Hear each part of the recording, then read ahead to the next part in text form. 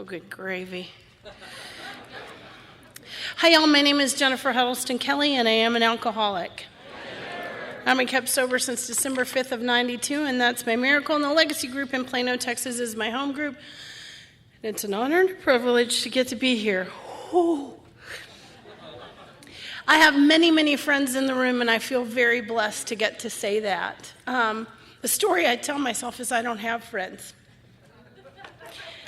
It is. It's one of the things that shows up in my inventory regularly. And then I come places like this with poor Big Daddy, who's just like, where did you go this time? You know, and I realize that I have friends everywhere. And it's just my head that's out to kill me. I have been so blessed by the other speakers. Thank you to the committee. And this is my maiden voyage. We'll see how it goes. And I have been blessed by what all the other speakers have said. But I got to tell you, my buddy Ralph comes up to me and goes, "Better you than me." You know, he's already done. And with each speaker, I get a little more nervous. And so now I'm at the zenith of really wanting to vomit. Welcome to Alcoholics Anonymous. If you are new and twitching, you are not alone. I would also like to remind you that the camera adds 150, 200 pounds.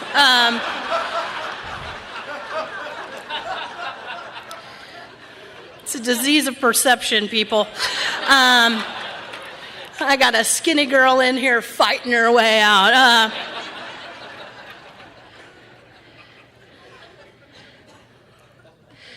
The 10th step, Bill warns us a little bit about not wanting to do it. And that's why I get to be your speaker, because I didn't want to do it, and thus I didn't. What I would do, I came into AA, I didn't go to treatment because I thought you had to have insurance for that, and I wasn't really flush at that point in time. So I just rolled up in the AA group after about 20 days of trying to go to a meeting. I drank in between the starting to try to get to a meeting and actually making it to a meeting. I also went on a quest to find a big book. I left the AA parking lot because I couldn't go to the meeting because I didn't have an AA book. So that's how I qualify the old Alka logic.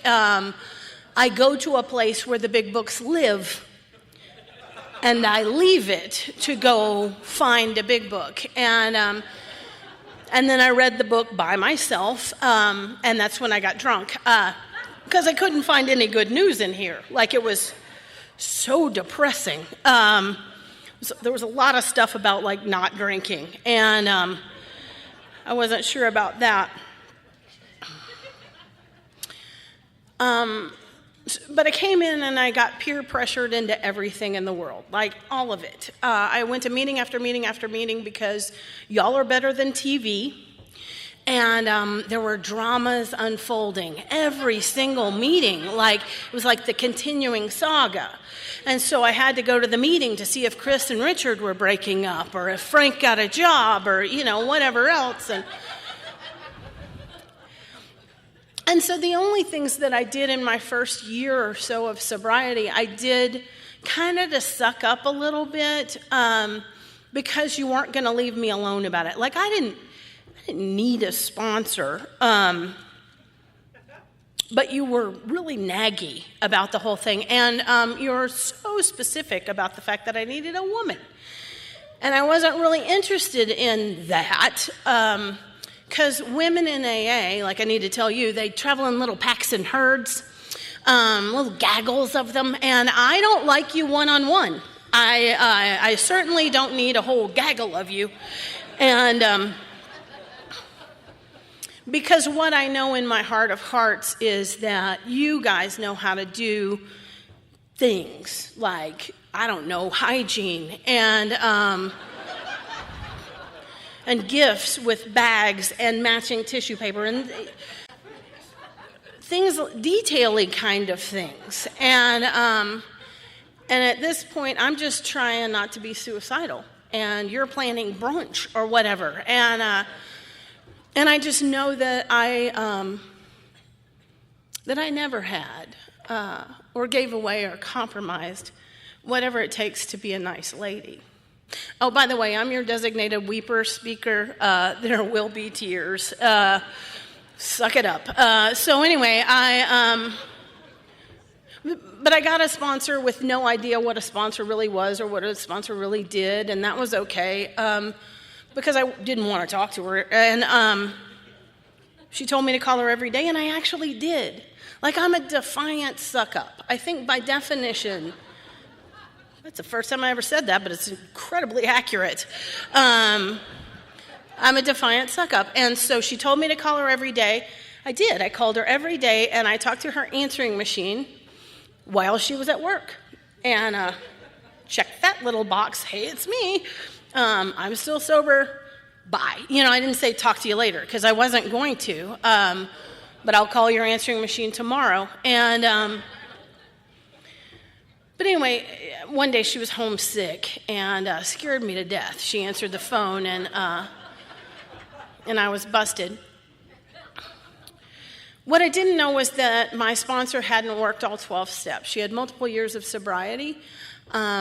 She was very active in the fellowship. She was one of the gaggle, and that's okay. I did what she told me to do, and I got to stay.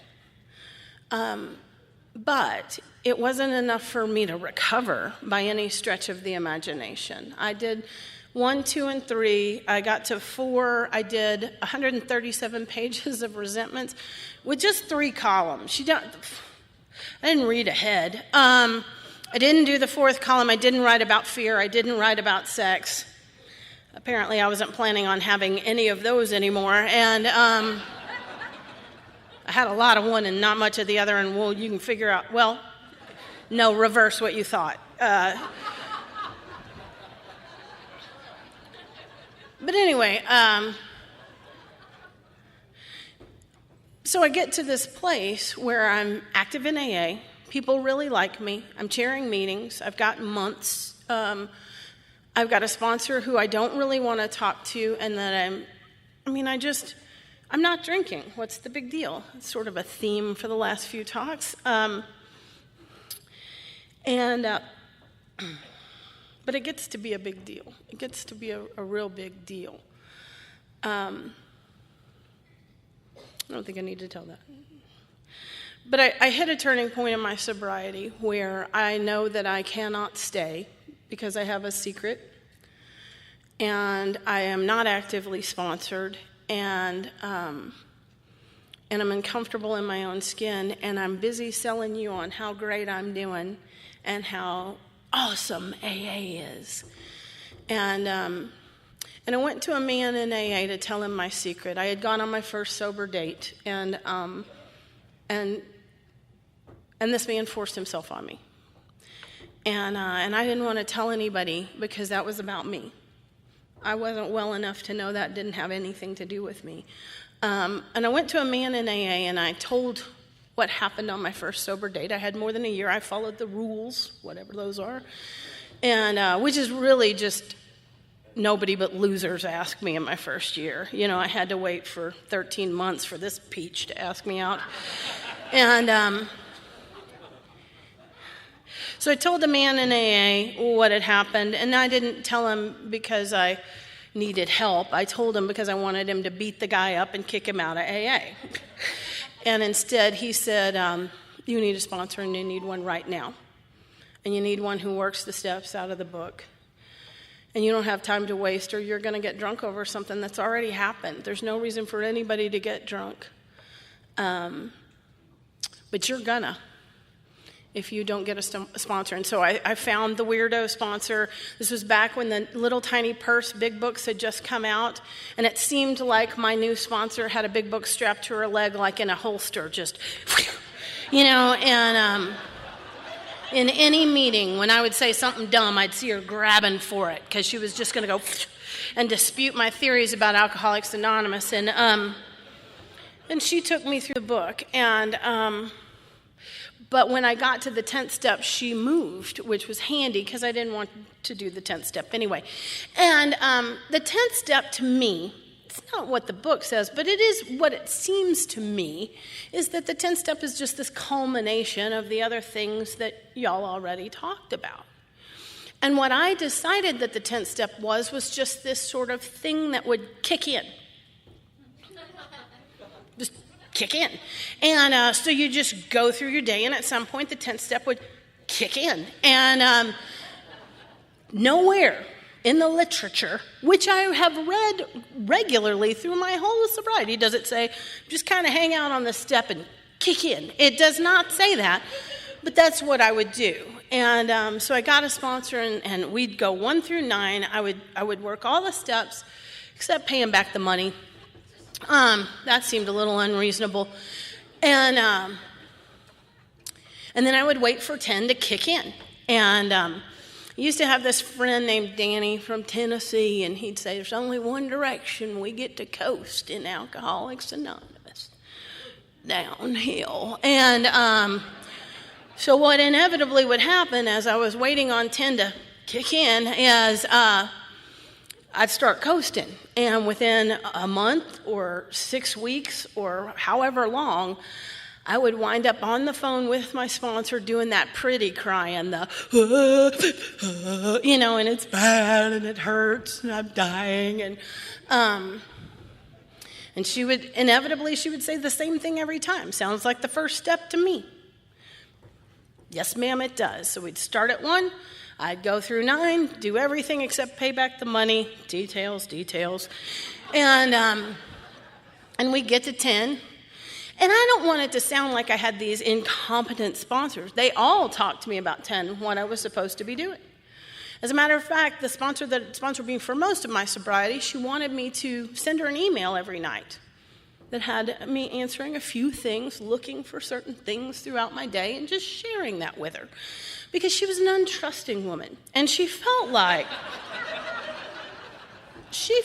if I was not held accountable for these actions, that perhaps I wouldn't do it.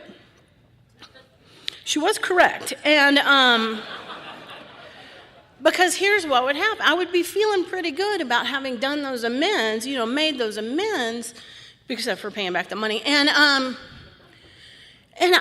I would do this writing thing where I look for selfishness, dishonesty, resentment, fear, and so disappointing, I would find it. And I would find buckets of it, not just, once through the day I had an unholy thought.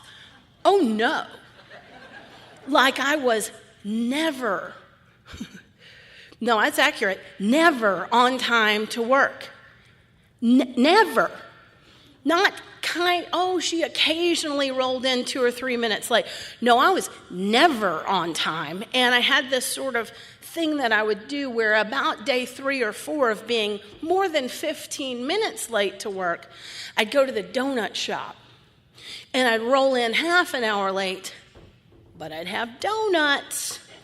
And nobody gets mad at the donut chick, and I would just, hey, I'm not really late because I was thinking of you getting you donuts. And but then when I would take a look at my day in review, I would see, I'm stealing. I mean, the time, but also pens and Post-it notes and any cash that might be laying out on the counters or leftover meals in the fridge. I am Spartacus. I am the person who took the leftover pizza home without asking. I mean, you all had money for food, thank you.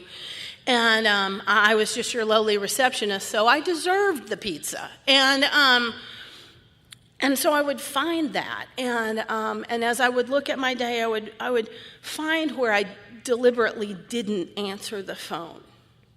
And that's not horrible until, the sponsee comes up to you at the meeting and says, did you get my message?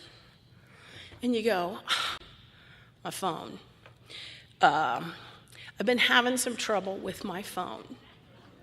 And I'm lying to the newcomer, and I'm supposed to write this thing down and send it to my sponsor, who already doesn't think well of me. And I'm not loving this step, I'm just saying. And I'm so wackadoodle. I wish I was making this up, but I'm not. I'm so wackadoodle that I convince myself that the 10th step activates my character defects. Like, when I'm not doing the 10th step, I do fine. But as soon as you got me watching, I start acting like a jerk. All over the place, I start acting like a jerk. And so this goes on for a while. I go 1 through 9, don't pay back the money. 1 through 9, don't pay back the money. 1 through 9, don't pay back the money. Till like 2 weeks before I have 10 years of sobriety. Because you don't just fold at the first sign of trouble, y'all. I can write an inventory faster than you can believe. I can whip out some 4 columns in record time. I hate this story. So what happened was, at this point in my sobriety, I've started getting little invitations to go speak. I get invited regionally to go someplace like Arkansas or Oklahoma, and they pay for my gas, so I'm a pretty big deal. And this is for real, y'all, for real. So I get invited to speak in Oklahoma City. It's a few hours from Dallas. And back then, when I would get invited to speak out of town, I would invite my least appreciative sponsee to go with me.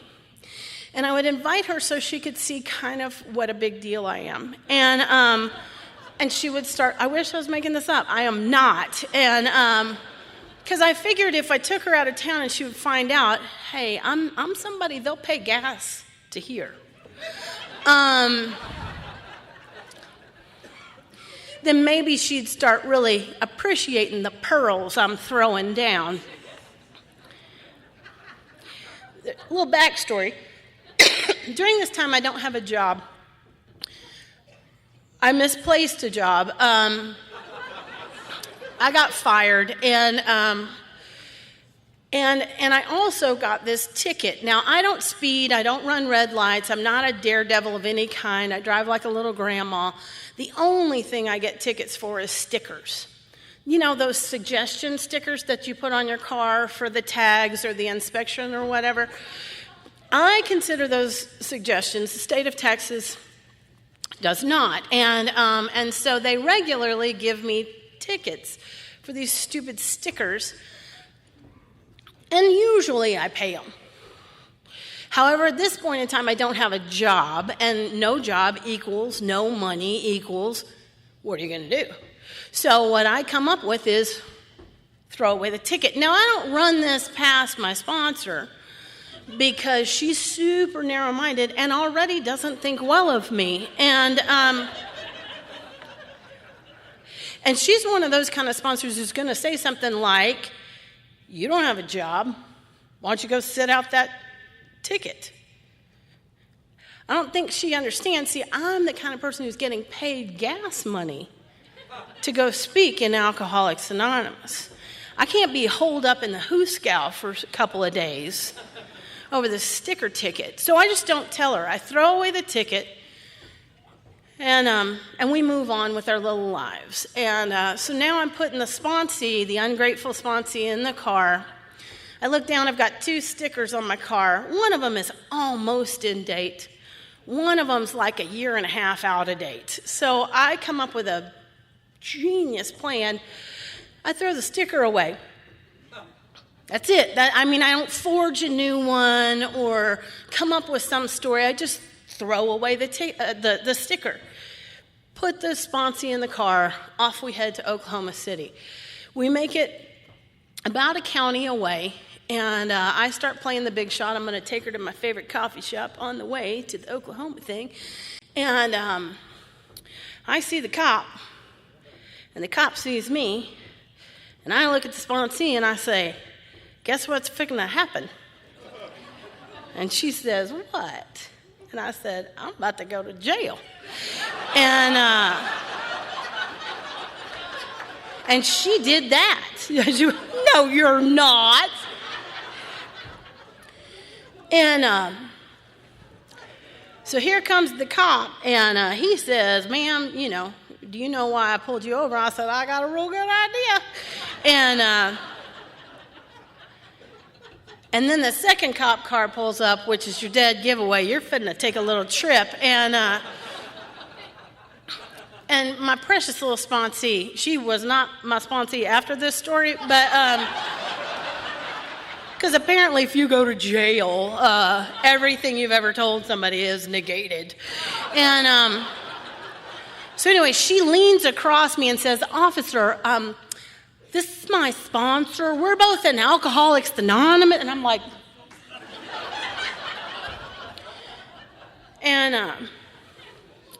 oh God. And so I go to jail. Anyway, I go to jail. She's with the car. But we left ridiculously early for Oklahoma City, so I think it's all just going to be fine. It's the first time I've ever gone to jail where I got the money to get out in my purse. I'm in great shape for jail going. And only I kind of forget that when you go to jail, your will in your life has just been turned over to Denton County, and they're not working on a schedule. And so I'm sitting in this jail cell trying to figure out how fast I've got to drive to get to Oklahoma City before I speak. And I get out 10 minutes after the meeting was over. And I get home. Well, I made amends to the sponsee because I had a little time to think in the jail cell, like, probably going to need to make this right. And so I make amends to my sponsee for my bad behavior. And I had just heard a speaker talk about when he made amends that he would say, if you'd like to tell me how you feel about this, I'm prepared to listen. And I thought that sounded real spiritual. So I threw that in on the end of my amends to the sponsee. Turns out I lied because she had a lot to share. And by the time I got home, there were, I don't even know, 40-something messages on my voicemail. And I am not that popular, like at all. Because I had kind of forgotten that in Alcoholics Anonymous, I suit up and I show up and I keep my commitments and I do what I say I'm going to do when I say I'm going to do it. And if I don't, something's wrong. So this dude calls everybody he knows in Dallas. Turns out he knows a bunch of them.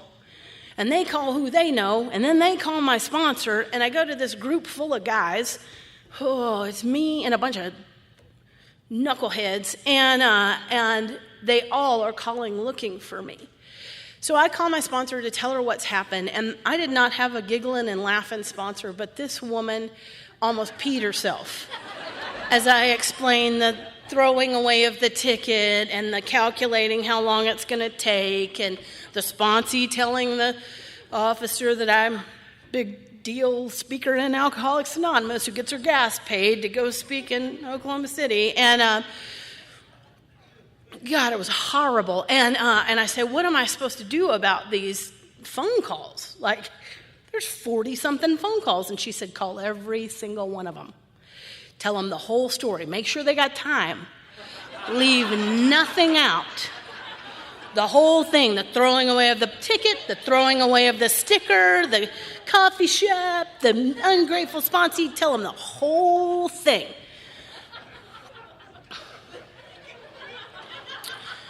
I want to remind you, this is 2 weeks before my 10th birthday. As I'm rolling up to my AA group, every guy in my group now has heard this story. I get out of the car, hey, Huddleston, what kind of bird don't fly? For those of you who don't know, a jailbird don't fly. I pick up my 10-year cake. You know what was on my 10-year cake? Flippin' jailbird.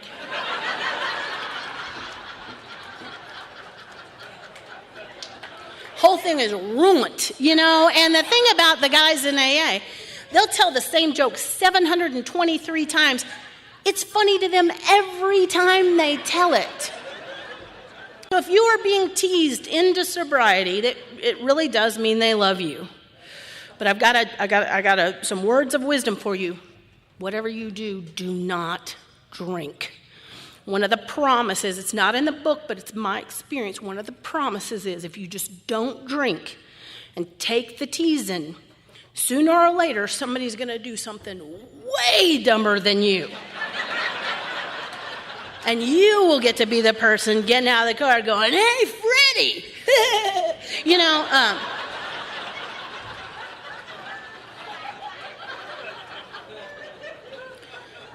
So I tell that ridiculous story to tell you that about 2 weeks after that, I'm sitting in my home group and I'm thinking about what my plan had been when I went to jail. And what my plan had been when I went to jail was that I was not going to tell anybody about it. I was going to tell my sponsor, and my sponsee knew. That was it. I was going to tell the people in Oklahoma City I had car trouble. No muss, no fuss, we're good to go. And I guess God knew that. Because 40-something people called to check on me. And sitting in that meeting, listening to these guys talking and sharing and laughing and doing what we do, I realized how close I had come to getting myself drunk. See, I didn't want to drink the day my dad died. I didn't want to drink when the big things in life happened. I knew what to do on the big days, on the hard days, on the days I miscarried. I knew exactly what to do. I did not want to drink. That little piddly embarrassing thing, that's the one I want to keep to myself. And suddenly I realized that the 10th step is way more important than the 10 years.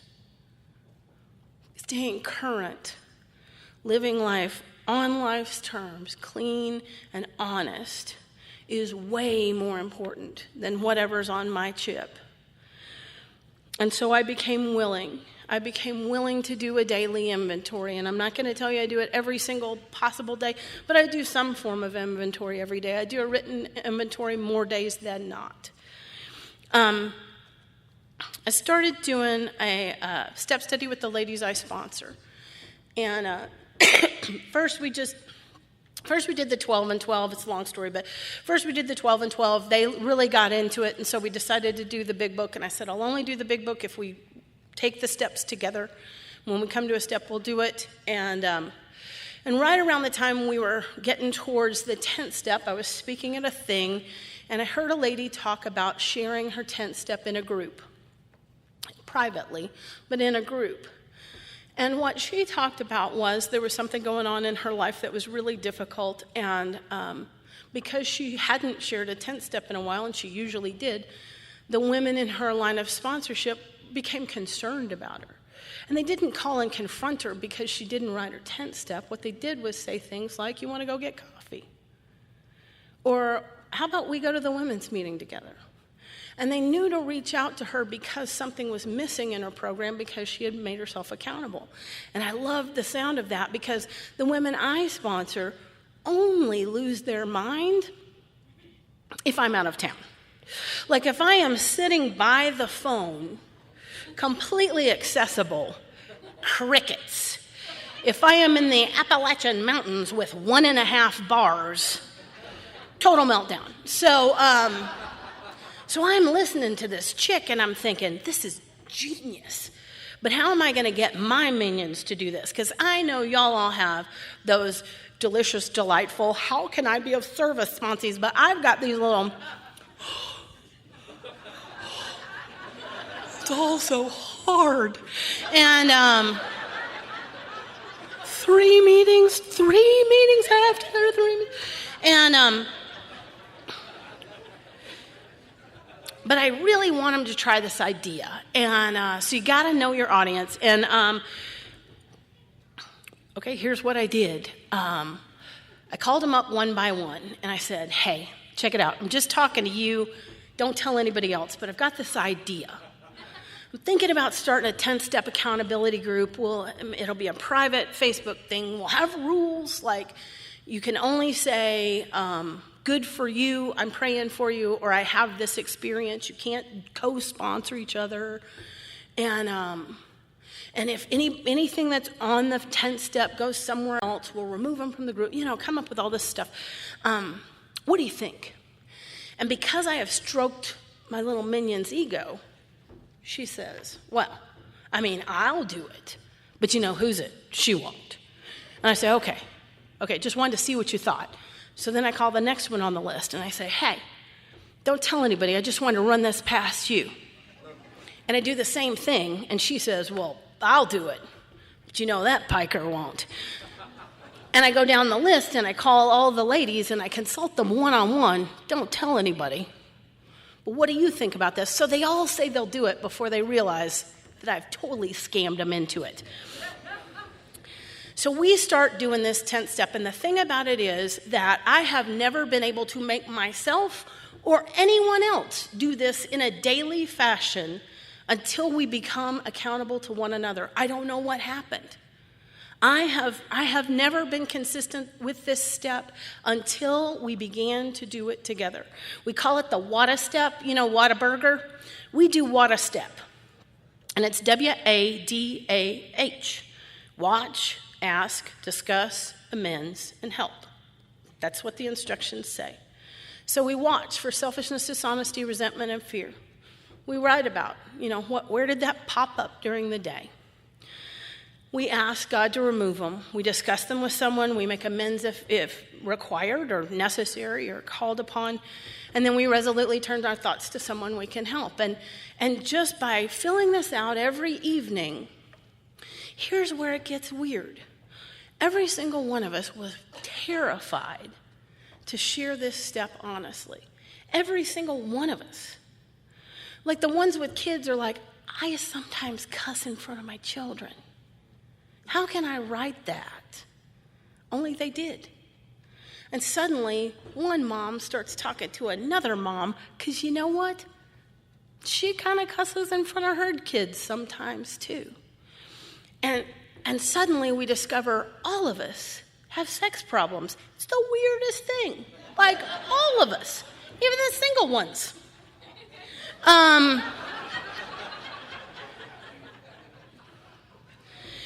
And what we thought was going to be this really embarrassing and humiliating and isolating experience starts taking down walls and building connections and community. What we thought was going to be this really horrible, weird, exposed deal turns into something that allows us to be uniquely useful to one another.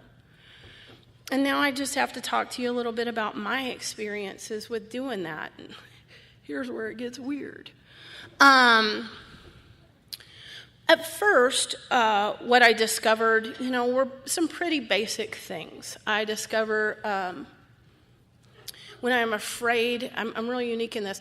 When I am afraid, I become a little controlling.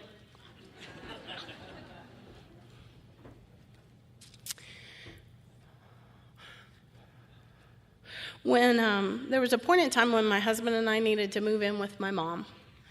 And it was a really hard time. My husband had lost his job. I wasn't working. I knew I needed to be working, but fear and shame had me paralyzed. And so what I was doing was sitting on the couch praying harder for him to find a job. I'm still ashamed of that selfishness. It's just all I knew to do. I was so freaked out. And he was pretty broken by this experience. He kept looking for jobs and looking for jobs and looking for jobs and looking for jobs. And I now know, I believe that God kind of shut a door because we needed to move in a different direction. But at the time, it was just brutal.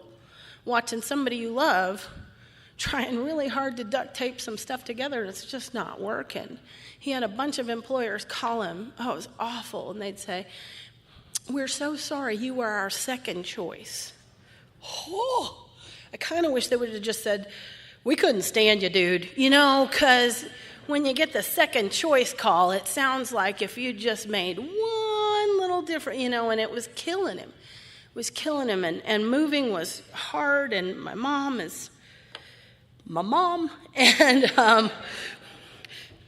that's all I should say about that. And I adore her. She is so generous and so kind. But we're trying to move in, and the crazy is happening. And before I tried to move in with my mom, I would have told you she's quirky about stuff. Today, I'll tell you, my mom's a hoarder. And, not all the way to an episode, but unsupervised. Homegirl will tote bag her way right on to A&E. Or the Discovery Channel, or whatever that's on.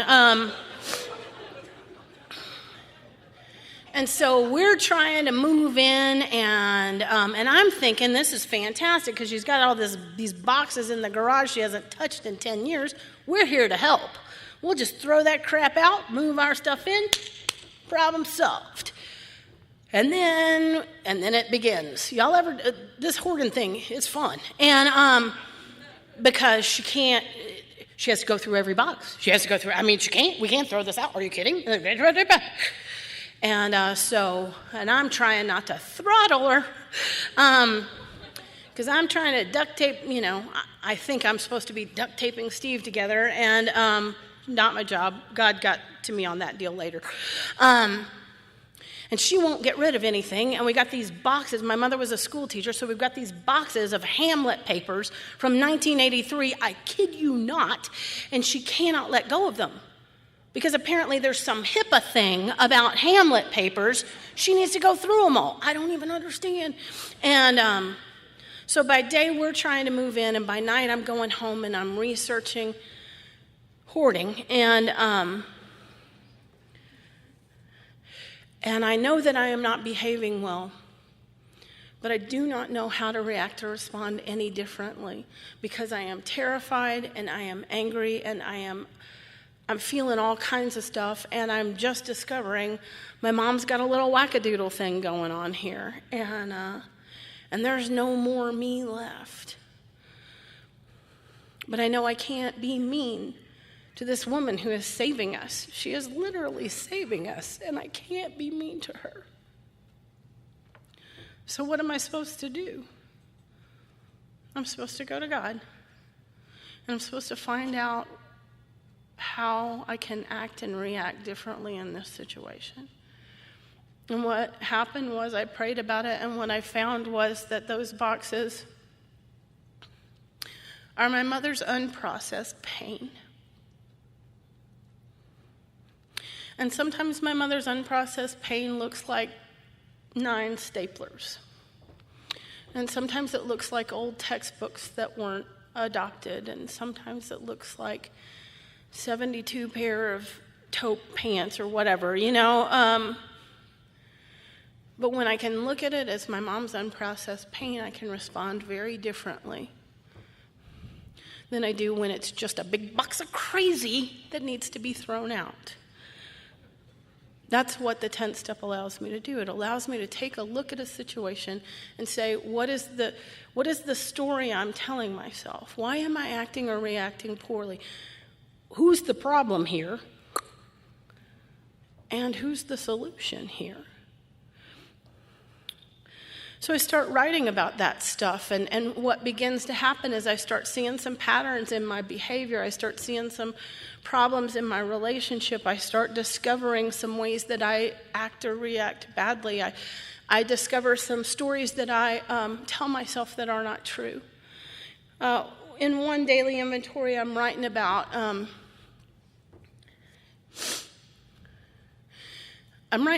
the fact that I'm upset about our sex life, and that I was unkind to my husband, and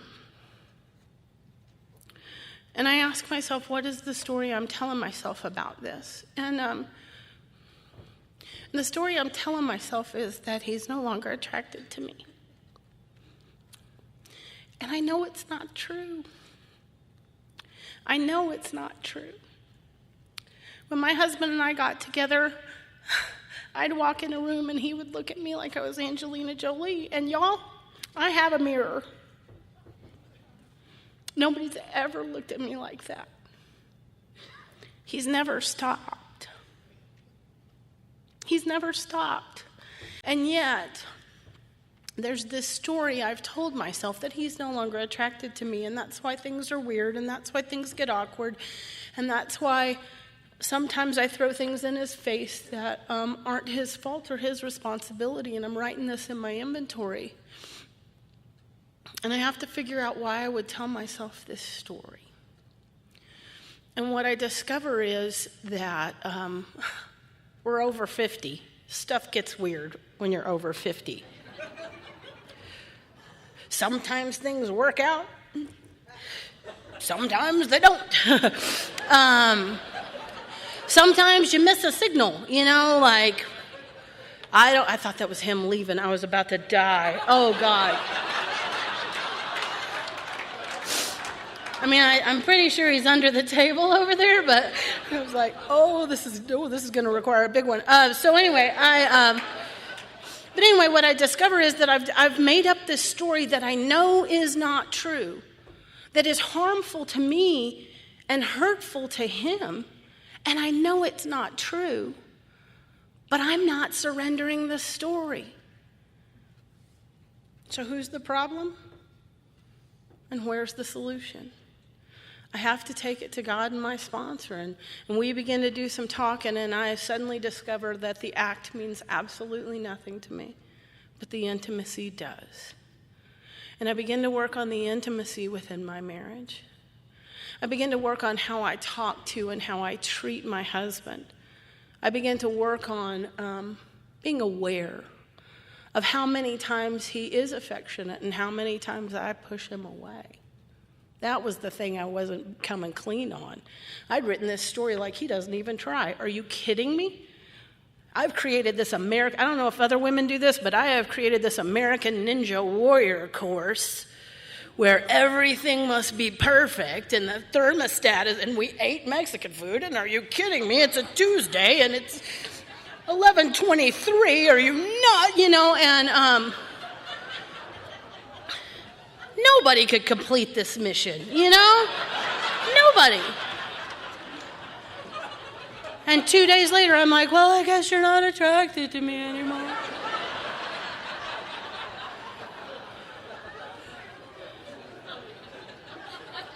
It's kind of funny now, but it's destructive. It's destructive. I will know a story is untrue, and I will commit to it. So I need to see what that's all about. It talks about the maintenance of our spiritual condition. But here's the thing. I looked up maintenance. It says the process of keeping something in good condition. Part of my problem was that my program wasn't in good condition to start with. For years, I was doing just enough. Those steps that you can watch, those spiritual actions you can see, I'm in. I'll put on a dress and stand behind a podium, of course. I'll take out the trash at the group as long as you see me taking out the trash at the group.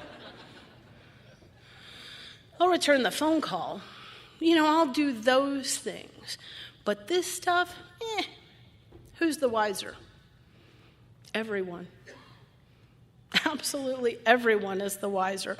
I'm the last one to know what a jerk I am when I'm not doing this stuff.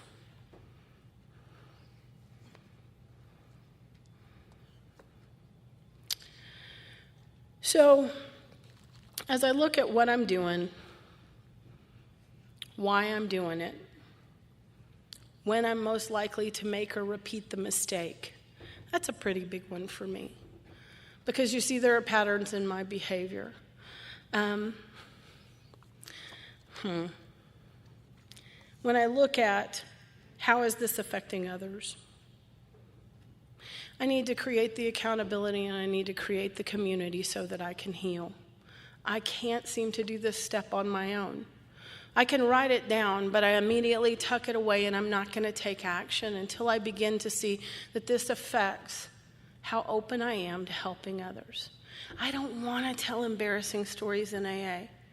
I don't want to stand at a podium and talk about having 20-something years of sobriety and shoplifting. But if I don't tell those stories, they're useless. I guess I'm supposed to tell that story, huh? Had a sponsee in a car. Why do I always do the dumb stuff with a sponsee in the car? I had a sponsee in the car. We were coming back from a conference. We stopped in Waco at this little shop, and she was wandering around the shop. By the way, she became my sponsee because I shared honestly about struggling with shoplifting. So we're wandering around this little shop, and I have to go to the bathroom, and I go to the bathroom in the little shop, and oh God, I hate this story. In the bathroom, and they had this big bottle of poopery. You know the poopery? Big bottle of poopery in the bathroom, and on the poopery there is a big sticker that says, "Do not steal the poopery, or you will have loose bowels," or something. I mean, it had said something kind of gross on it, which I thought was hilarious. And it was a tester for the poopery, which means it's not actually shoplifting. So I drop it in my purse, and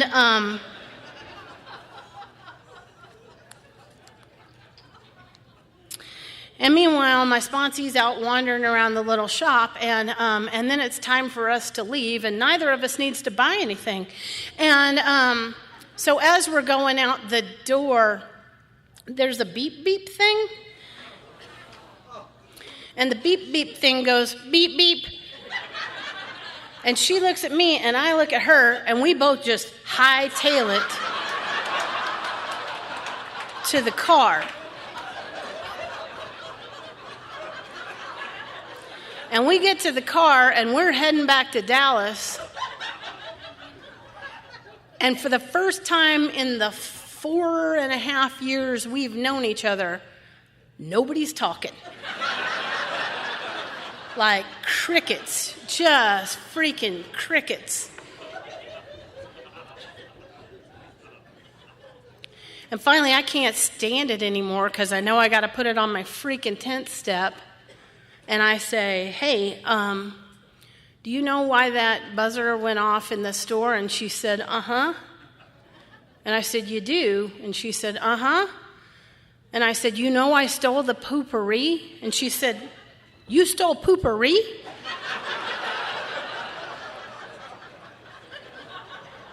And she reaches in her purse, I swear on my big book, and she pulls out a box of poopery.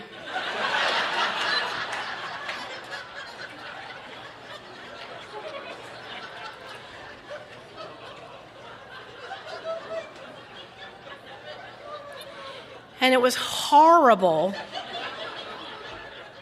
and kind of amazing.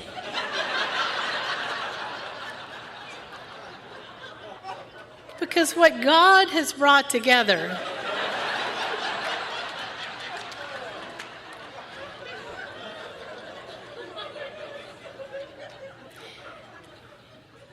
I hate that story. God, I hate that story.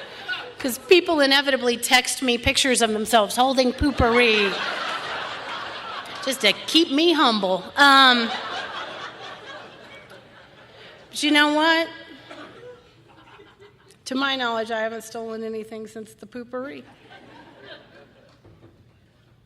To my knowledge, I haven't taken anything that doesn't belong to me, and it takes whatever it takes to get to wherever we need to get so that we can surrender that thing, so that we can help the next girl who's struggling with the next thing.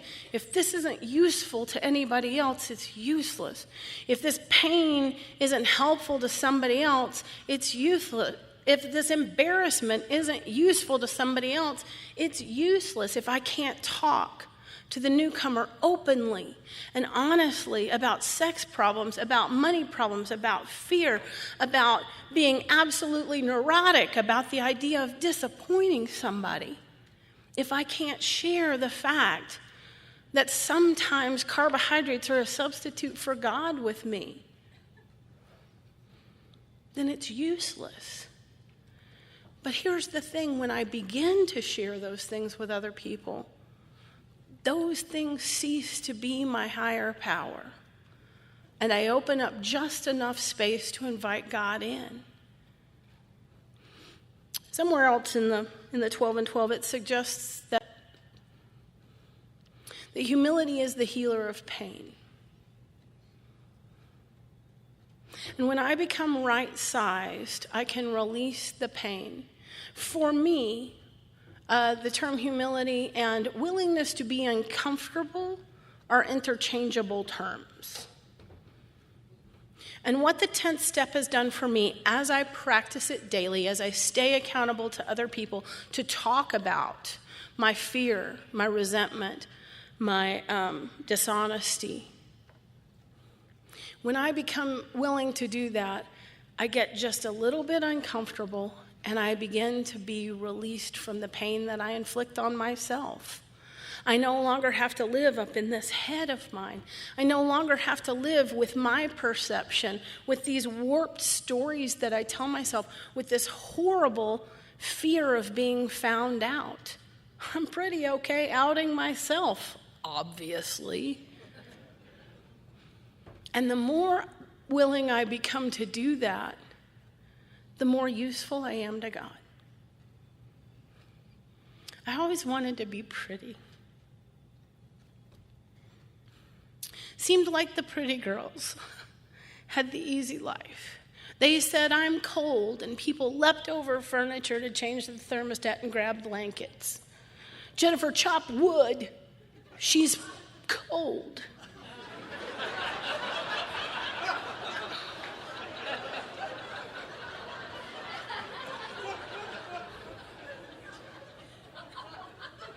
I thought that would have made my life so much easier, that it would have brought me so much more joy if I'd had a waist, or naturally curly hair, or about 8 extra feet. But what brings me joy is being useful. What brings me joy is being connected. What brings me joy is asking God, what's my assignment today, and being willing to do whatever I'm asked to do. I can't do that if I'm blocked. And I can't be unblocked if I'm not willing to take a look every day to see what it is that I need to do to get unblocked. The first time I heard somebody talk about this, I was less than a year sober. Me and a girlfriend had driven to Omaha, Nebraska, so that I could tell the first speaker I ever heard tell my story, thank you. She had told the story in Oklahoma, but I was too intimidated by her, so I couldn't say thanks. So I wound up driving to Omaha, super convenient, to tell her. And I listened to a man talk about the 10th step, and one of the things that he said was, when I am living in the 10th step, it puts a 24-hour frame around my day. And the only thing that I have to, if I'm living in the 10th step, the only thing that I have to deal with is whatever happens today. I can pay the bill that comes today. I can deal with the ticket that comes today. I can admit my wrongs to my mother, to my husband, to my sponsee, to my friends today. And each day I can wake up with a clean, fresh slate.